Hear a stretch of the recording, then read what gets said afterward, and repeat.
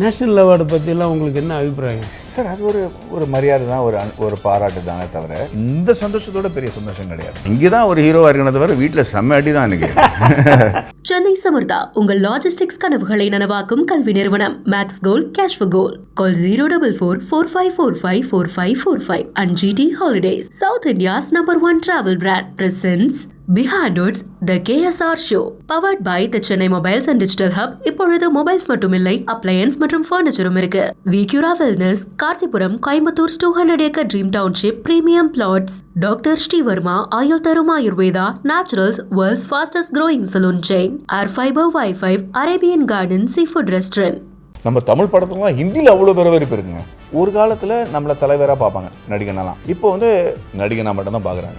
ஒரு 15 வருஷமாக social media வந்ததுலேருந்து எல்லாருக்கும் ஒரு குரல் இருக்குது, எல்லாரும் ஒரு விமர்சனம் கொடுக்குறாங்க. அதில் மரியாதை தவறுது. ஒரு மெமரி டெஸ்ட்டு. கேரக்டர் பேர் நீங்கள் சொல்லணும். என்னவளே? 26 வருஷம் சும்மா வேண்டே அந்த பக்கம் கூட்டு போகிற படத்தை ஞாபகப்படுத்துகிறேன். என் படத்துக்கு வரேன். மன்மதன் நம்பு டைட்டில்லே பேர் இருக்கு சார். நேதாஜி.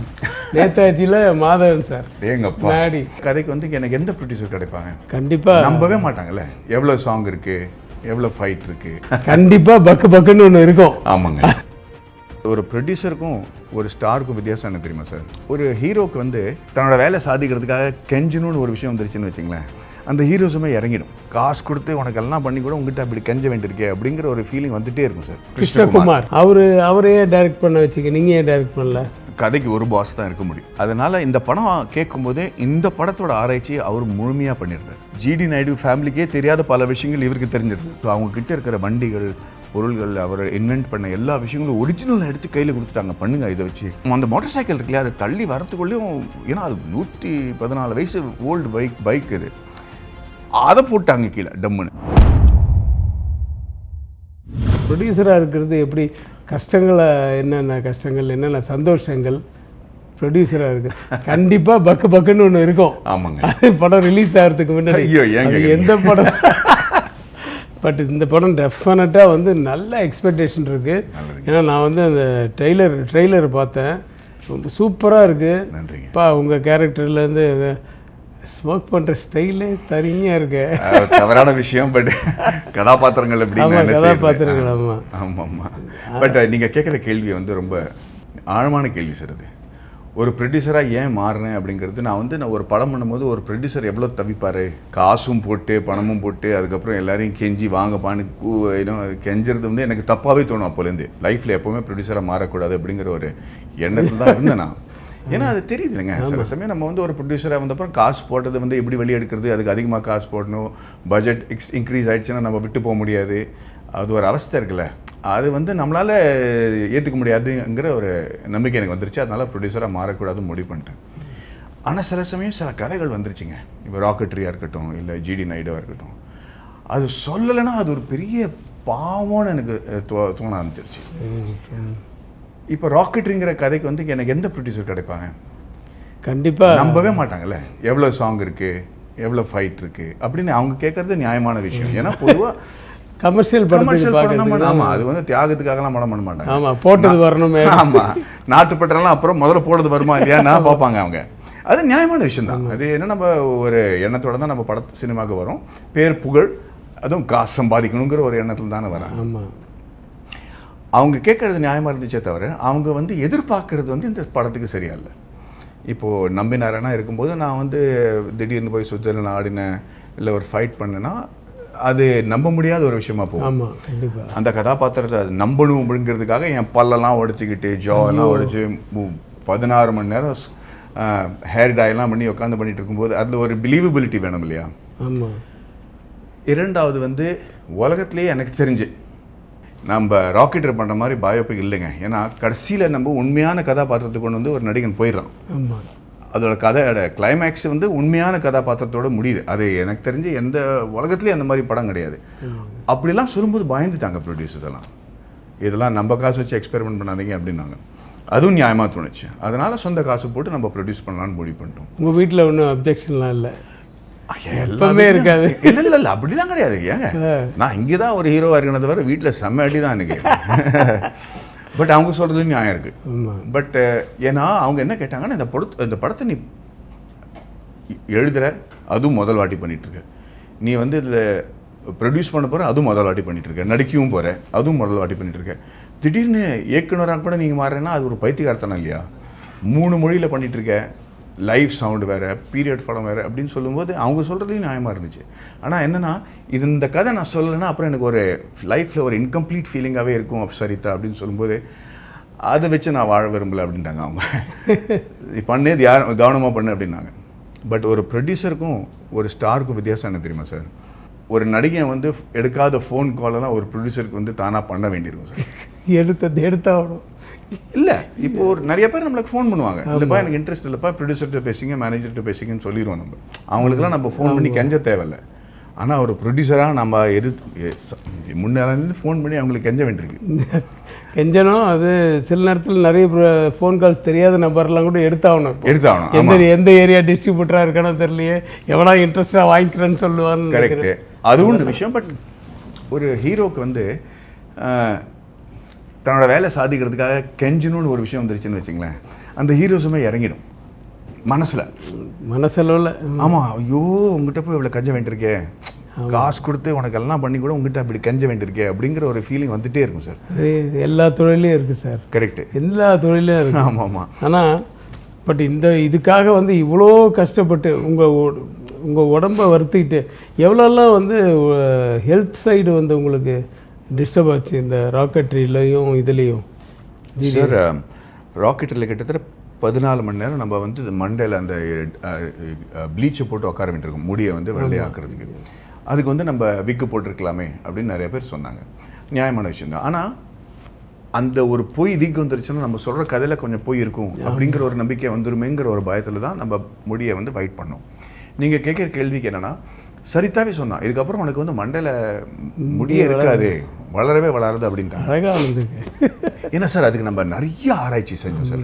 வெயிட் போடுறது எப்படி, வெயிட் குறைக்கிறது எப்படி, வயசு வந்து எப்படி பல்லில் தெரியுது, பல்லை வந்து கரெக்டாக வச்சுட்டா வயசு எப்படி கம்மியாக தெரியும், அதே மாதிரி முடிக்கு வந்து என்னெல்லாம் செய்யணும், இந்த மாதிரி அதை ஸ்ட்ராங்காக ரூட்டை ஸ்ட்ராங் ஆகிறதுக்கு எந்த எண்ணெய் கரெக்டாக போட்டால் அதோட டெட் செல்ஸ் எல்லாம் வெளியே எடுத்து அதோட ஸ்கின்னை கரெக்டாக பண்ணணும் அப்படிங்கிற பல ஆராய்ச்சி செஞ்சு, இது நான் வந்து மக்களுக்கு சொல்கிறதுக்கு முன்னாடி நான் எம்எல்ஏ எக்ஸ்பெரிமெண்ட் பண்ணுறேங்கிற ஒரு எண்ணத்தை தான் நம்ம பண்ணோம் சார். எல்லாம் ஒர்க் அவுட் ஆகிடுச்சு. பல்லாக இருக்கட்டும் சரி, முடியாக இருக்கட்டும் சரி, பாடியில் வெயிட் ஏற்றுறதா இருக்கட்டும் சரி. பட் அது வந்து சும்மா பண்ணிதான் அப்படிங்கிற ஒரு வீமில் பண்ணல, பயங்கர ஆராய்ச்சி. தெரியும். ஆமாங்க, எதோ ஒன்றுத்துலேயுமே ரொம்ப ஆழமாக கமல் சார் மாதிரி அதை எல்லாமே நேச்சுரலாக இருக்கணும். இல்லை நீங்கள் அவரை மிஞ்சிக்கிட்டு இருக்கிற அளவுக்கு பண்ணிகிட்டு இருக்கீங்க. பட் அவரை மிஞ்ச முடியாதுன்றது வேறு விஷயம். பட் அட்லீஸ்ட் நமக்கு ஒரு இன்ஸ்பிரேஷன் வந்து எல்லாமே ரியலாக இருக்கணும். இப்போ இந்த முடியிலேருந்து வயிறுலேருந்து நீங்கள் இதை பார்த்துருப்பீங்க தசாவதாரம். நம்பி நாராயணன்னு நம்ம பூர்வீகத்தில் இருந்த நம்பி நாராயணன் தான் நீங்கள் ரியலாக இருக்கிற நம்பி நாராயணனை கொண்டு வந்தீங்க. நிறைய விஷயங்கள் அவர் முன்னாடி முதல் படம் டைரக்ஷன் பண்ணியிருந்தீங்க இல்லையா? இந்த படம் வந்து மிஸ்டர் கிருஷ்ணன் ஆமாம் கிருஷ்ணகுமார் அவரே டைரக்ட் பண்ண வச்சுக்க, நீங்கள் ஏன் டைரக்ட் பண்ணல சார்? ஒரு கதைக்கு ஒரு பாஸ் தான் இருக்க முடியும். ஒரு படம் பண்ணும்போது ஒருத்தரோட ஒரு டிசிஷன் ஒருத்தர் தான் இருக்க முடியும். அதனால் இந்த படம் கேட்கும்போதே இந்த படத்தோட ஆராய்ச்சி அவர் முழுமையாக பண்ணியிருந்தார். அவருக்கு வந்து ஜிடி நாயுடு நமக்கு தெரியாத விஷயங்கள்லாம், பப்ளிக்கில் இல்லாத விஷயங்கள்லாம் அவங்க போய், இன்ஃபேக்ட் ஜிடி நாயுடு ஃபேமிலிக்கே தெரியாத பல விஷயங்கள் இவருக்கு தெரிஞ்சிருது. ஒரு சீனில் வந்து அவர் வந்து ஒரு சேலை கட்டிட்டு வருவார் சார். அதில் வந்து எல்லா நடிகளோட ஃபோட்டோகிராஃப்ஸ்லாம் இருக்கும். அது வந்து இந்த யூத்தை கொஞ்சம் மாக் பண்ணுறதுக்காக அப்படி செஞ்சுருக்காரு. அப்படி அவர் செஞ்சுருக்காருன்னு ஜிடி நாயுடு ஃபேமிலிக்கே தெரில. ஃபோட்டோ காமிச்சிருக்காரு அவர், இந்த மாதிரி சீன் நம்ம வைக்க போகிறோம் அப்படின்ட்டு. இல்லையா அவர் இப்படி பண்ணலையே அப்படின்னா அப்புறம் ஃபோட்டோ காமிச்சு ஐயோ அப்படின்னாங்க அவங்க. அந்த அளவுக்கு அவங்களுக்கே தெரியாத விஷயத்தை ஆராய்ச்சிருக்காரு. ஆமாம் சார். அப்படி பண்ணும்போது ரெண்டாவது ஒரு கதை சொல்லும்போது நான் என்ன பார்ப்பேன்னா, ஒரு இயக்குனர் எவ்வளோ வாட்டி ஸ்கிரிப்டை பார்க்குறாரு, எவ்வளோ விஷயங்கள் மனப்பாடமாக இருக்குது, ஒரு சீன் சொல்லும்போது தன்னோட டயலாக்கு மீறி தன்னோட வார்த்தைகளை ஆட் பண்ணுறாரா அப்படிங்கிறது நான் ஒரு ஒரு ஒரு யார்ட் ஸ்டிக்காக வச்சுருக்கேன். கிருஷ்ணகுமார்ட்ட அந்த கதை கேட்கும்போது அவருக்கு வந்து வார்த்தைகள் கம்மியாக இருந்துச்சு, அவ்வளோ சொல்லிட்டு இருக்காரு அந்த கதாபாத்திரத்தை பற்றி. அண்ட் அந்த ஸ்கிரிப்ட் இல்லையே பயங்கரமாக. ஸோ அந்த பேஷன் ஒன்று இருக்குதுன்னு தெரிஞ்சப்பறம் நம்ம வந்து உடனடியாக அதுக்கு கும்பிடு போடணும். அதான் மேட்ரு சார். இல்லாட்டா நம்ம வந்து எனக்கு எக்ஸ்பீரியன்ஸ் இருக்குது, நான் சொல்கிறது கேளு அப்படின்னு சொன்னது வந்து தப்பாக போயிடும். நம்ம அனுபவத்தை அவங்களுக்கு ஹெல்ப் பண்ணுற மாதிரி வச்சா தான் போதும், இல்லாட்டா ரெட்டை வால் மாதிரி ஆகிடும். ஆமாம் ஆமாம். ஸோ கிருஷ்ணகுமார்ட்ட நான் பேசும்போது அவர் ஏற்கனவே உங்களுக்கு ஒரு வேடிக்கையான விஷயம் சொல்கிறேன். ஆயுத எழுத்தில் அவர் ஸ்டூடெண்ட்டாக இருந்தார். அவரை கூப்பிட்டு போட்டு ஆமாம் போட்டு முத்துன்னு முத்திருங்க அந்த படத்தை ஆக்ஷனில். Okay. So I told him, I said this is your chance to beat me up அப்படின்னு. பட் அவருக்கு வந்து இந்த கதையில் எல்லாமே தெரிஞ்சிருக்கிறதுனால அவரை நம்பி போகலாம் அப்படிங்கிற ஒரு நம்பிக்கை எனக்கு வந்துருச்சு. ஸோ நான் அதை டைரக்ட் பண்ண போனோம், எனக்கு இந்த கதை கொடுன்னு சொன்னால் அது ஒரு பாவம்னு கூட எனக்கு தோணுச்சு. So I thought let me trust him completely and I'm very happy. I have really found a lifelong friend with Krishna Kumar. So I'm very happy with that. ஒரு டைரக்டரை பற்றி சொல்லும்போது ரொம்ப பெருமையாக இருக்குது. எல்லாத்தோடய டிஃபிகல்ட் ஜாப் தானே சார். அந்த family எல்லாம் GT Naidu sir family எல்லாம் உங்களுக்கு பர்மிஷன் இதெல்லாம் வந்து ஒன்றும் பிரச்சனையே இல்லை, எல்லாம் கிளியராக வந்துருச்சு. ஆமாங்க, அவங்க ரொம்ப தெளிவாக இருந்தாங்க. நம்ம வந்து என்ன பண்ணணும், என்ன மாதிரி எதிர்பார்க்குறோம் அப்படிங்கிறது அவங்க மட்டும் இல்லை, அந்த குடும்பத்தில் எல்லாருமே சேர்ந்து முடிவெடுத்தாங்க. ஸோ எங்கிட்ட இந்த கதை வரும்போது அதுக்கு முன்னாடியே அவங்க அப்ரூவல் வாங்கிட்டாங்க. இது ஆக்சுவலி இதை ஸ்டார்ட் பண்ணதே வந்து நம்ம cameraman and DOP and creative producer mister Aravind தான் வந்து இந்த சப்ஜெக்டை எங்கிட்ட கொண்டு வந்தார். எனக்கு இந்த மாதிரி சப்ஜெக்ட் இருக்க மாதிரி எனக்கு தெரியும், நீங்கள் பயோபிக் மறுபடியும் பண்ணுறதுக்கு உங்களுக்கு விருப்பம் இல்லை அப்படின்ட்டு, பட் இது ஒரு எக்ஸ்ட்ராடனரியாக கதையாக இருக்குது அப்படின்னு சொல்லிட்டு ஆச்சு டீட்டெயில்ஸ் சொல்லுங்கன்னு சொன்னால், முதல்ல அவர் என்ன சொன்னார்னா ஃபேமிலிக்கிட்ட நம்ம வந்து பெர்மிஷன் வாங்கியாச்சு, அவங்க ஓகேன்ட்டாங்க. அதுக்கப்புறம் கிருஷ்ணகுமாரை வந்து என்ன இன்ட்ரடியூஸ் பண்ணார். அதுக்கப்புறம் தொடங்கிடுச்சு. ஸோ அவங்க ஃபேமிலி பயங்கர அப்ரூவல் மட்டும் இல்லைங்க, அவங்க வீட்டில் இருக்கிற எல்லா பொருளும் கிட்டத்தட்ட 114 வயசு பைக்கு அதெல்லாம் ஷூட்டிங் கொடுத்துறாங்க. ஓ, அதெல்லாம் வச்சுருந்தாங்க அது வரைக்கும். ஜிடி நாயுடோட மியூசியம் போய் பார்த்தீங்கன்னா நீங்கள் நம்ம வந்து ஏன்பா இதை பற்றி இன்னும் முன்னாடியே நம்ம பேசலை அப்படிங்கிற ஒரு எண்ணமே வந்துடும். ஸோ அவங்க கிட்ட இருக்கிற வண்டிகள் பொருள்கள் அவர் இன்வென்ட் பண்ண எல்லா விஷயங்களும் ஒரிஜினல் எடுத்து கையில் கொடுத்துட்டாங்க. பண்ணுங்கள், இதை வச்சு நியாயமாக பண்ணுங்கள், நல்லா பண்ணுங்கள் அப்படிங்கிற ஒரு நம்பிக்கையோடு கொடுத்தாங்க. ஒரு உங்களுக்கு தான் ஷூட்டிங் பற்றி தெரியுமே, நமக்கு தான் அதோட முக்கியத்துவம். அந்த வண்டி உடைப்போம், ஆர்ட் டைரக்டர் டெய்லரில் வந்துருச்சு அப்படின்னு டெய்லரில் ஒரு அந்த மோட்டார் சைக்கிள் இருக்குல்லையா, அதை தள்ளி வரத்துக்குள்ளேயும், ஏன்னா அது 114 வயசு ஓல்டு பைக் இது, அதை போட்டாங்க கீழே டம்முன்னு. ஷூட்டிங் பண்ணும்போது எல்லாத்துக்கும் அதோட முக்கியத்துவம் தெரியாது இல்லையா. ஸோ அதெல்லாம் மீறி அவங்க எல்லாம் டோன்ட் வரி நம்ம ரிப்பேர் பண்ணிக்கலாம் அப்படின்னு சொல்லிட்டு ரொம்ப சப்போர்ட் பண்ணாங்க பயங்கரமாக. அடுத்தது யாரை பயோபிக்கு நீங்கள் கொண்டு வர போகிறீங்க? இல்லை, அடுத்தது பயோபிக் பண்ணிங்கன்னா நல்லாயிருக்கும். ஏன்னா நிறைய பேர் சொல்லாத விஷயங்கள் ஆக்சுவலாக சார், நிறைய படங்கள் ஓடின படங்கள்லாம் நீங்களாம் பார்த்தீங்கன்னா ரியாலிட்டி இருக்குல்ல, அந்த மாதிரி படங்கள், இது உண்மை கதை, இது உண்மை கதையை தழுவியது அப்படின்ற படங்கள்லாம் நிஜமாகவே நல்லா சக்ஸஸாக இருக்குது. நீங்கள் வந்து ஒரு பயோபிக் பண்ணும்போது உண்மையாகவே நடக்கிற விஷயங்களை கொண்டு வரீங்க. அந்த மாதிரி நீங்கள் அடுத்தது வேறு யாரை ஆர்டிஸ்ட்டை வச்சு பண்ணலான்னு, வேறு யாரை வந்து மைண்டில் வச்சுக்கிட்டு பயோபிக் பண்ணலான் இருக்கீங்க?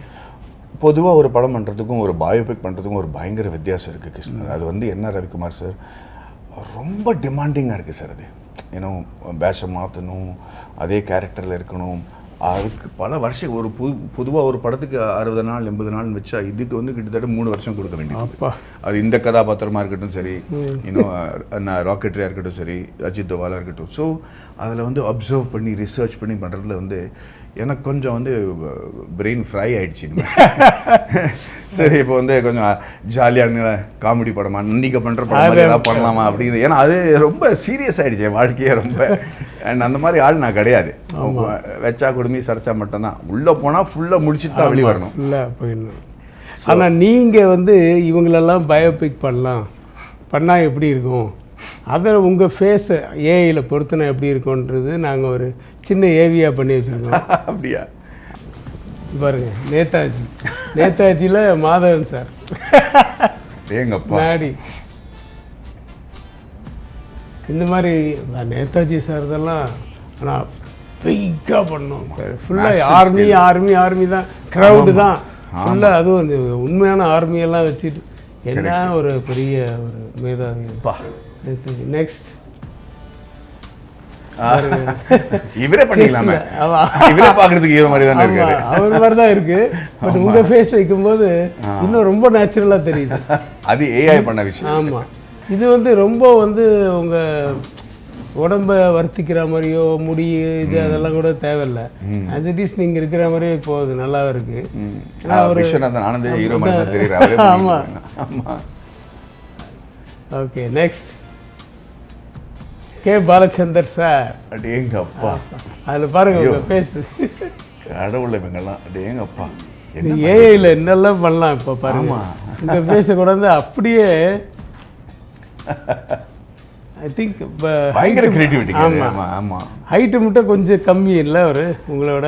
ஆமாம், அதனால அது ஹைட்டு மட்டும் தான் கொஞ்சம் இதாக இருக்கும். ஜிடி நாயுடு கூட என்னோட ரொம்ப ஒல்லி. ஆமாம், ஆனால் அது மாதிரி ஒல்லிலாம் என்னால் ஆக முடியாது. அது வந்து விஎஃப்எக்ஸில் பண்ணால் எல்லாமே பொய்யா தெரியுங்கிற ஒரு பயமும். ஆமாம். பட் ஒரு வாட்டி அந்த கதாபாத்திரத்தை வந்து அவங்க ஏற்றுக்கிட்டாங்கன்னா அதுக்கப்புறம் கதை உண்மையாக அவ்வளோதான். ஆமாம். நெக்ஸ்ட் அடேங்கப்பா, பாரத ராஜா. இது என்ன மாதிரி தெரியலையா? ஏதோ ஹாலிவுட் ஆக்டர். அதான் ஏஐயில் அவ்வளோதான் கிரியேட் பண்ண முடிஞ்சிருக்கு. அந்த சுருட்ட முடி இதெல்லாம் அந்த சிரிப்பெல்லாம் கொண்டாந்துருவீங்க நீங்கள். 4 வாட்டி அவருடைய இதெல்லாம் பார்த்தா வந்து. ஆமாம், இது பண்ணலாம். ஏன்னா இன்னைக்கு வந்து ஏன்னா அவர் பயங்கரமாக சாதிச்சிருக்காரு. கரெக்ட். அந்த சாதனைக்கு அவர் ஒரு ட்ரிபியூட் மாதிரி வந்து சார், நம்ம ஒரு பயோபிக் பண்ணும்போது சில பொருத்தங்கள் வேணும். கண்டிப்பாக. இப்போ ராக்கெட்ரியாக இருக்கட்டும் சரி, இல்லை ஜிடினா அதில் வந்து ஒரு சயின்டிஃபிக் வேல்யூ இருக்குது. அதெல்லாம் எனக்கு நல்லா தெரியும். இந்த மாதிரி கதாபாத்திரங்கள் பண்ணால் ஒரு வீம்பில் பண்ணுற மாதிரி இருக்கும். ஏன்னா இவரோட பேக்ரவுண்டும் என்னோட பேக்ரவுண்டும் மேட்ச். நான் பேசுகிற தமிழே வந்து ஆங்கிலிஷாக தான் இருக்குது. இவர் செந்தமிழ் பேசுகிறவர், பயங்கரமான தமிழ் பேசுகிறவர். ஸோ அந்த பொருத்தம் பார்த்து பண்ணாதான் உண்டே தவிர அது வீம்புக்கு பண்ணக்கூடாது. ஐ திங்க் தட்ஸ் என்னோட. பட் அப்புறம் நெக்ஸ்ட் இருக்கா? அடேங்கப்பா, சங்கீத மேதை.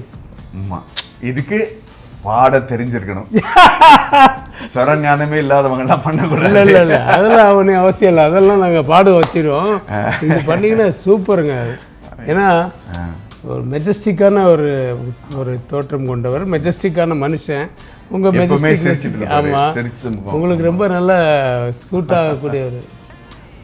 Okay, thank you very much. Thank you பிகைன் டு டீம். நீங்கள் வந்து கிளாஸ் படமும் பண்ணுறீங்க. இப்போ இல்லை, இப்போ வந்து நல்ல ஒரு மாதிரி கிளாஸ் தான் பண்ணியிருக்கீங்க. கிளாசிக்ஸ் பண்ணிகிட்ருக்கீங்க.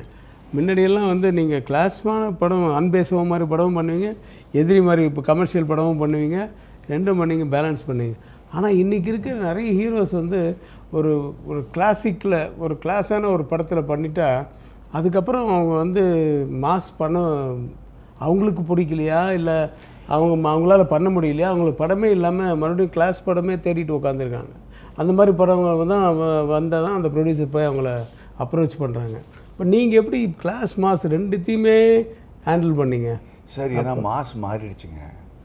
மாஸே கிளாஸ் ஆகிடுச்சா? ஆமாங்க.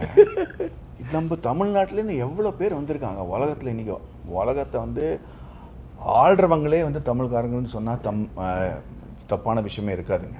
எல்லா இடத்துலையும் பாருங்கள், ஃபார்ச்சூன் 500 கம்பெனியில் நீங்கள் பார்த்தீங்கன்னா 40% மேலே எல்லாம் தமிழ்காரங்க. ஆமாம், ஏன்னா அந்த எம்பவர்மெண்ட் வந்துருச்சுங்க. இவங்க தான் நம்ம மக்களுக்கு ஹீரோவாக இருக்காங்க, நாங்கள் கூட இல்லை. ஒரு காலத்தில் நம்மளை தலைவராக பார்ப்பாங்க நடிகனெல்லாம். இப்போ வந்து நடிகனாக மட்டும்தான் பார்க்குறாங்க. இப்போ விமர்சனம் கொடுக்கும்போது அந்த மரியாதை கூட போகுது. ஏன்னா இவங்க பார்க்காத படம். இப்போ நீங்கள் பார்த்தீங்கன்னா ஒரு 15 வருஷமாக சோஷியல் மீடியா வந்ததுலேருந்து எல்லாருக்கும் ஒரு குரல் இருக்குது, எல்லாரும் ஒரு விமர்சனம் கொடுக்குறாங்க. அதில் மரியாதை தவறுது. ஏன்னா அந்த நடிகனாக தான் பார்க்குறாங்க இப்போ. ஆமாம். ஸோ அப்படி இருக்கும்போது அந்த மாஸ் மாறிடுச்சுங்கிறது பல இயக்குனருக்கு தெரில, பல ப்ரொடியூசர்ஸ்க்கு தெரில. எந்த மாஸுக்கு வந்து ஷூட்டிங்கோட டெக்னாலஜி பற்றி எதுவுமே தெரியாதோ அதே மாசு உன் படத்துலேருந்து இருக்கிற கிளிப் எடுத்து 40 செகண்ட் ஒரு ட்ரெய்லர் பண்ணி அதை எடிட் பண்ணி அதில் மியூசிக் போட்டு நம்ம படத்தில் வர சிரிப்போட அதில் சிரிப்பு அதிகமாக வரும். அப்போனா நீங்கள் அப்போ ஆடியன்ஸே வந்து அந்த மாதிரி ஃபுல்லாகவே கரெக்டாக எல்லாருமே ஆமாம் டெக்னிக்கல்லையே சவுண்ட் ஆகிட்டாங்க. நான் பார்த்துருக்கேன் சார். ஒரு படத்தோட சூப்பர் ஸ்டாரோட படம் மாதிரி ஒரு பெரிய ஸ்டாரோட படம் ரிலீஸ் ஆகுது. அப்பங்காரன் அடிச்சுக்கிறான் அப்படின்ட்டு, பையன் ஏன் எவ்வளோ கத்துறீங்க அப்படின்னு கேட்குறான். படம் பார்ப்போமே அப்படிங்கிறது. ஸோ அந்த அந்த அமைதியும் அந்த அண்டர்ஸ்டாண்டிங் வந்ததுனால மாஸ் கிளாஸுங்கிறது கிடையாதுங்க. பிடிக்குதா பிடிக்கலையா அது மாதிரி இல்லைங்க. இப்போ ஹாலிவுட்டில் ஒரு ஜேம்ஸ் கேமரூன் இல்லை ஒரு ஸ்டீவன் ஸ்பீல்பர்க் இல்லை நோலன் அப்படிங்கலாம் படம் பண்ணும்போது அவங்க என்ன கிளாஸ் மாஸ்ன்னு பார்க்குறாங்க. கரெக்டு. அவங்க பண்ணுற படம் வந்து சம்பாதிக்கிறதுக்காக நம்ம ஒரு இந்தியன் படமால முடியாது. கண்டிப்பாக முடியாது. ஆமாம், வேர்ல்டு மார்க்கெட் அவங்க இன்டெலிஜென்ஸ் வைஸ் அவங்க இன்டர்ஸ்டெல்லர் இன்செப்ஷன்லாம் பண்ணும்போது மக்களுக்கு புரியுமாங்கிறது அவங்க கவலையே படலைங்க. ஆமாம், யோசிச்சு பாருங்க. ஆமாம். ஆனால் நமக்கு புரியுதுல்ல. ஸோ அந்த மாஸ் ஆகிட்டாங்க இப்போ தமிழ்நாட்டில் கூட. தமிழ்நாட்டில் மட்டும் ஹோல் இந்தியாவில் நம்ம தமிழ் படத்துக்குலாம் ஹிந்தியில் அவ்வளோ வரவேற்பு இருக்குங்க. தெலுங்கு படம் தமிழ் படத்துக்குலாம் அவ்வளோ பெரிய ஸ்டார் ஆகிட்டாங்க. அவங்களுக்கு எல்லாருமே யாருன்னு தெரிஞ்சிருக்கு. தனுஷ் யார், சூர்யா யார், அஜித் சார் யார், விஜய் சார் எல்லாருமே தெரிஞ்சிருக்கு அவங்களுக்கு. ஸோ யோசிச்சு பாருங்க. ரீசெண்ட் டேஸில் என்ன நீங்கள் படங்கள்லாம் வெளியில் பார்க்குறீங்க, வெளி படங்கள்லாம்? ஆமாம் சார். அதுக்கெல்லாம் டைம் இருக்கா? இருக்கு. ஓடிடியில், தேட்டரில்? ஓடிடியில் நிறையவே பார்ப்பேன் ஆக்சுவலி. ஆமாம், அதெல்லாம் ரீசெண்டாக தமிழ் படங்கள் ஏதாவது? இல்லை சார். இப்போது நம்ம படம் வரும்போது அது நான் கிட்டத்தட்ட 6 மாதமாக அதுலேயே மூழ்கி இருக்கு. ஆமாம், ஏன்னா அது பார்த்துட்டு நம்ம இன்ஃப்ளூயன்ஸ் ஆடுவோங்கிற ஒரு பயம். அது மணி சார் எனக்கு சொல்லியிருக்காரு. நம்ம படம் போஸ்ட் ப்ரொடக்ஷனில் இருக்கும்போது எந்த படமும் பார்த்து குழப்பிடக்கூடாது அப்படின்னு ஒரு நியாயமான விஷயம் தான். கரெக்ட். அது எடிட்டிங்கில் பண்ணும்போது வேறு ஏதாவது ஒரு இன்ஃப்ளூயன்ஸ் ஆகும். ஆமாம், நம்ம பார்த்த படங்கள் இன்ஃப்ளூயன்ஸ் ஆகும். இது அது மாதிரி இருக்காது, தூங்க. ஆமாம், பார்த்தா அது மெயின் மேட்டராக இருக்கும். ஆமாம், அது சம்மந்தமே இருக்காது. ஆனால் நமக்கு வந்து ஒரு இதெல்லாம் நிறைய அனுபவங்கள் இருக்குது. ஆமாம், அதனால் 6 மாதமாக படம் பார்க்கல. இப்போ ராக்கெட்ரி வந்து நேஷ்னல் அவார்டு கிடைச்சது. அது மாதிரி GDNக்கும் கிடைக்கணுன்ட்டு நான் மனப்பூர்வமாக வேண்டிக்கிறேன். ஏன்னா அந்த மாதிரி ஒரு கேரக்டராக பார்த்தவங்க டிஃப்ரெண்ட்டாக இருக்குது. அது நிறைய விஷயங்கள் இருக்குது. அதை பற்றி நம்ம வெளியில் இப்போ சொல்ல முடியாது. அந்த ட்ரெய்லரில் சொல்கிற மேட்டர் மட்டும் வச்சு சொல்கிறேன். அவர் வந்து ஒரு வெள்ளைக்காரனுக்காக எதிர்த்து அவர் கண்டுபிடிச்சதே நாசம் பண்ணுறாருல்ல. அப்போ எவ்வளோ ஒரு தேசப்பற்று இருக்கணும்.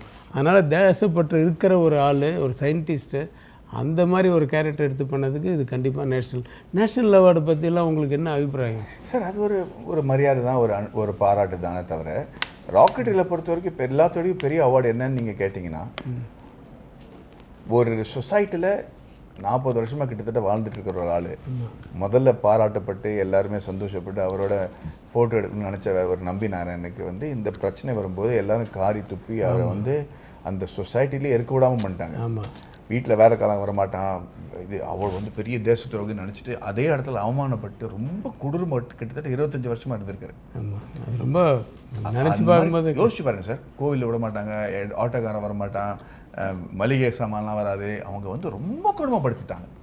அப்படிப்பட்ட ஆளோட வாழ்க்கையை வந்து ஒரு சினிமாவில் மாற்ற முடிஞ்சதுன்னு நினைக்கிறவர் நம்ம சினிமாவில் அது பெரிய விஷயம் இல்லை. இன்றைக்கி அவர் எங்கே போனாலும் மரியாதையோட குழந்தைங்கள்லாம் வந்து எடுத்து போட்டு எடுக்கிறாங்க. அது வந்து எனக்கு கிடைச்ச ஒரு சௌபாகியம். அதுதான் பெரிய சக்ஸஸ். அதுதான் எனக்கு வந்து நேஷனல் அவார்டு கண்டிப்பான விஷயமே தவிர இந்த சந்தோஷத்தோட பெரிய சந்தோஷம் கிடையாதுங்க. அதே மாதிரி GD நாயுடுங்கிற ஒரு ஆள் வந்து என்னெல்லாம் செஞ்சுருக்காரு. இப்போ நான் படத்தை பற்றி சொல்லாமல் ஹிண்ட் என்ன சொல்லணும்னா, இப்போ நம்ம செய்கிற விஷயங்கள்லாம் இருக்குல்ல, ஊபர் இப்போ செய்கிற சில சாமர்த்தியமான விஷயங்கள்லாம் அந்த பில் கேட்ஸ்லாம் பண்ணியிருக்காங்க தெரியுமா, அது அவர் அப்போவே பண்ணியிருக்காரு சார். அப்பா, அது அவரை பார்த்து தான் கற்றுக்கிட்டாங்களோ அப்படிங்கிற ஒரு ஃபீலிங் எனக்கு வந்துச்சு. இல்லை, GD நாயுடு பற்றி இப்போ என்ன நான் முதற்கொண்டு பொதுவான பர்சன்டேஜ் ஆஃப் பப்ளிக்கு வந்து ஒரு அளவுக்கு தான் தெரியும். இந்த மாதிரி படங்கள் தான் நிறைய அவரை பற்றி சொல்லும். ஆமாங்க, அது ஒரு மோட்டிவேஷனாக கூட இருக்கும்ல. அவ்வளோ தோல்வி பார்த்துட்டு கூட அவர் விடாமல், கண்டிப்பாக விடாமுயற்சின்னு தான் சொல்லணும், கடைசியில் ஜெயிச்சிருக்கார் சார். அவர் பயங்கரமாக ஜெயிச்சிருக்காரு. ஆனால் எந்த அளவுக்கு போக முடியுமோ அதை நம்ம போகாமல் விட்டுட்டோங்கிறது நம்ம இருக்கிற பைத்தியக்காரத்தனம். But extraordinary people sir. அவங்க பற்றி கதை சொல்கிறது எனக்கு பெருமையாக இருக்குது. அது நேஷ்னல் அவார்டெல்லாம் ரொம்ப தூரத்தோட விஷயம் சார். அதெல்லாம் என்னோட பாராட்டுன்னு வச்சுக்கலாம், சொந்தப்பட்ட மனசத்தில் எனக்கு. பட் இவர் பேர் வந்து பல பேர் அதை பற்றி கற்றுக்கிட்டு ஏதாவது மோட்டிவேட் ஆனாங்கன்னா அதோட பெரிய அவார்டு எனக்கு கிடையாது. அது உண்மை. Actually I feel really happy. சரி, நெக்ஸ்ட் ஒரு மெமரி டெஸ்ட்டு. நான் படம் பேர் சொல்லுவேன், நீங்கள் தான் அதில் பண்ணியிருக்கீங்க. அப்படியா? அந்த கேரக்டர் பேர் நீங்கள் சொல்லணும். எப்பை ஓகே. அலைப்பாயுதே. கார்த்திக். ஃபுல் நேமே கார்த்திக் தானே? ஆமாம்மா, கார்த்திக் வரதராஜன். ஓகே, கார்த்திக் கார்த்திக் தான் கூப்பிடுவாங்க. ஆமாம். என்னவளே மறந்துட்டேன் சார். ஜேல ஆரம்பிக்கும். ஏங்க 26 வருஷம் தெரியல. ஜேம்ஸ் வசந்த். கரெக்ட். ஆமாம், கரெக்ட்.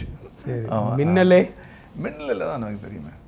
மின்னலில் தான் வந்து இது நான் ஒரு சும்மா வேண்டே அந்த பக்கம் கூட்டு போகிறேன் படத்தை ஞாபகப்படுத்துகிறேன். ஹிந்தி படத்தை வந்து ஞாபகம் வந்துருச்சு, மாதவ் சாஸ்திரின்ட்டு. தமிழில் வந்து ராஜேஷ் கரெக்ட். கன்னத்தில் முத்தமிட்டால் கொஞ்ச நேரத்துக்கு முன்னாடி சொன்னேன். ஆமாம்மா, ஒரு எழுத்தாளர் திருச்செல்வன். ஓகே, என் படத்துக்கு வரேன். மன்மதன் நம்பு அந்த டைட்டில்லையே பேர் இருக்கு சார். பேரு மதன். கரெக்ட், மதன கோபால். ஆமாம், மன்மதன். அதான் மதன். அவரு எவனோ ஒருவன் அவருக்கு கமல் சாரோட எவனோ ஒருவன் இல்லை, கமல் சாரோட இல்லை, அது ஸ்ரீனிவாசன். ஓ, சீனிவாசன் ஐ திங்க் சார், ஞாபகம் இல்லை. பட் ஆமாம், எவனோ ஓகே. எதிரி பாட்டில் மணி. நான் முன்னாடியே சொல்லிட்டேன், அதை முதல்ல சொல்லிட்டீங்க. சரி, உங்கள் மெமரிஸுக்கு வந்து எல்இடியில் வர ஃபோட்டோஸு ரெடியாப்பா, ஃபோட்டோஸ் போடுங்க.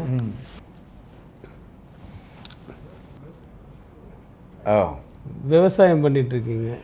இல்லை சார், அது வந்து ஒரு எக்ஸ்பெரிமெண்ட் பண்ணோம் சார். ஒரு நல்ல ஃப்ரெண்டு சுபா. ஓகே. அந்த பழனி கோவில்கிட்ட வந்து ஒரு இடத்துல வந்து அந்த ரொம்ப ஆரிடான ஒரு இடம் சார். அங்கே வந்து இந்த டுவார்ஃப் குவாலிட்டியில் நான் ஹைப்ரிட் கோகனட்டை க்ரோ பண்ண முடியுமாங்கிற ஒரு எண்ணத்தில் நம்ம வந்து என்ன பண்ணோம், 4 ஏக்கர் வாங்கி அங்கே வந்து சன் ஹெம்பை போட்டு மெல்ச் பண்ணி அந்த கிரவுண்டில், அதுக்கப்புறம் எந்த மாதிரி அந்த அங்கே இருக்கிற கிணறுல எந்த மாதிரி மீன் போடணும்னு ஆராய்ச்சியெல்லாம் செஞ்சு இந்த கோகனட்டுக்காக கரெக்டாக இருக்கணும்னு பார்த்து 5 வருஷத்தில் ஒரு இதவே ஆக்கிட்டோம். நாங்கள் அந்த ஊருக்கே வித்துட்டு வந்துட்டோம். All the very best. நன்றி சார், தேங்க்யூ ஸோ மச். சூப்பராக போகணும். நான் முதல் நாளே தியேட்டரில் போய் பார்த்துட்றேன், கண்டிப்பாக பார்த்துறேன். ரொம்ப நன்றி sir, thank you so much. Behind Hoods, the KSR show. Title sponsor Chennai's Amrita Nale Placement Nale Chennai's Amrita. உங்கள் தங்க நகையை விற்று பணம் பெற Max Gold. Call 04445454545. Max Gold, cash for gold. GT Holidays, South India's #1 travel brand. Powered by the Chennai Mobiles and Digital Hub. Mobiles ku Chennai Mobiles, appliance ku Digital Hub. All in one store. Vicura Wellness, advanced scientific slimming. No pain, no surgery, weight loss innum smarter. Karthipuram 200-acre township in Coimbatore. Ready to construct premium villa plots and commercial plots with world-class infrastructure. Dr. Srivarma Wellness, அனைத்து நோய்களுக்குமான ஆயுர்வேத மருத்துவம் தமிழகமெங்கும். Naturals, world's fastest growing salon chain. Air Fiber Wi-Fi, all in one plans. Wi-Fi, OTT, IPTV. Pay 6, get 6 month free. Arabian Garden Seafood Restaurant, ever fresh, ever delicious seafoods dishes, இப்போது தமிழகமெங்கும். சென்னை சமர்த்தா உங்கள் logistics கனவுகளை நனவாக்கும் கல்வி நிறுவனம் Max Gold, cash for gold. Call 04445454545 and GT Holidays, South India's #1 travel brand, presents Behind Hoods, the KSR show. Powered by the Chennai Mobiles and Digital Hub. இப்பொழுது mobiles மட்டுமில்லை, appliances மற்றும் ஃபர்னிச்சரும் இருக்கு. Vicura Wellness, கார்த்திபுரம், Coimbatore 200-acre Dream Township, Premium Plots. Dr. Srivarma, ஆயுள் தரும் Ayurveda, Naturals, world's fastest growing salon chain. Air Fiber Wi-Fi, Arabian Garden Seafood Restaurant.